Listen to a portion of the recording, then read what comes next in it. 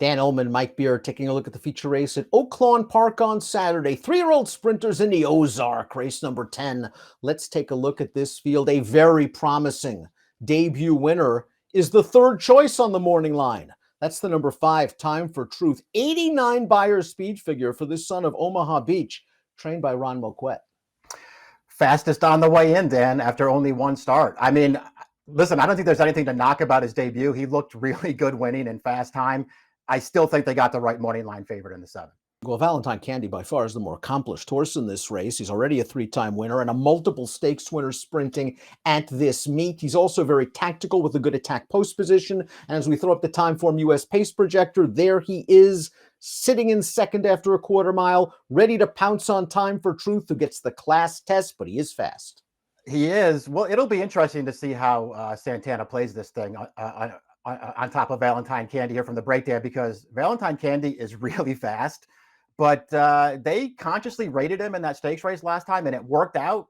So maybe that's how they want to ride him going forward. But make no mistake, if they wanted the lead here, he could have it.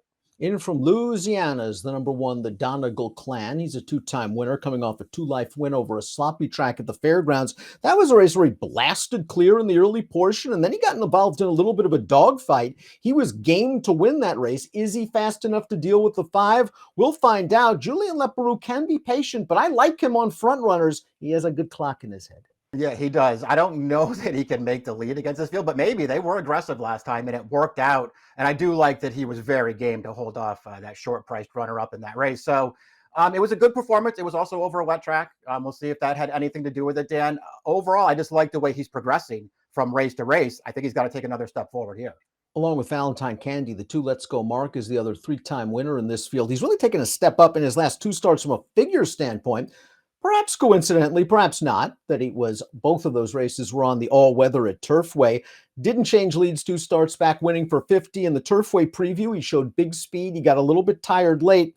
He has won on dirt. He's got to prove he's as good on this surface as he is on synthetic. Right. The figures say that he's a better horse on the all-weather, but he's a 2-time winner on dirt. He obviously handles this. He also has won on dirt on the lead, and he's won from off the pace as well. So those are all good things. Can he up his figures now when they switch back to surface? Because that's the real question. On his overall dirt form so far, 7 starts, he's not fast enough. Google joked that number 3 is a sleeper in this race. He was a winner 2 starts back in very game fashion. First start for these new connections was in the Renaissance, a race that was won by Valentine Candy. This horse didn't have the cleanest trip that day.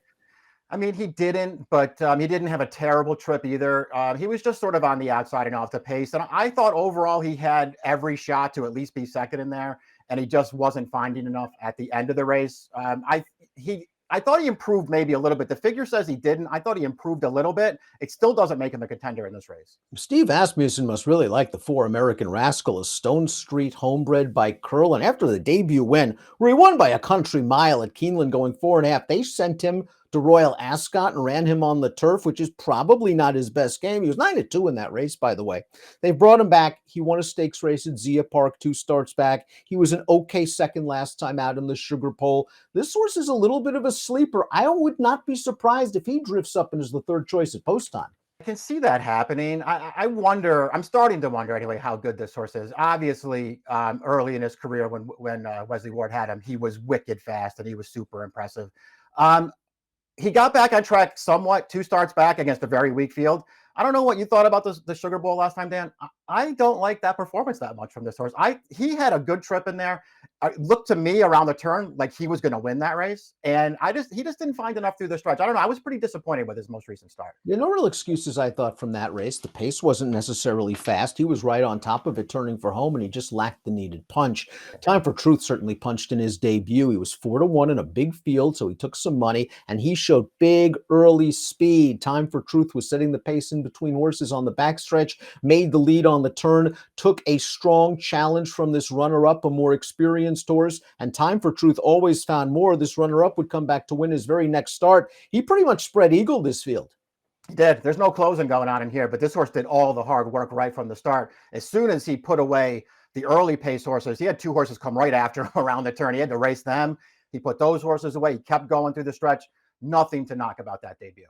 I liked Vita Mont's debut, the number 6 at Churchill Downs, way back in May when he won going 4.5 furlongs. Didn't care too much for his two subsequent starts on dirt. At least he got back on the beam last time out at the fairgrounds when they cut him back to 5.5. I thought that was a good performance from Vitamont.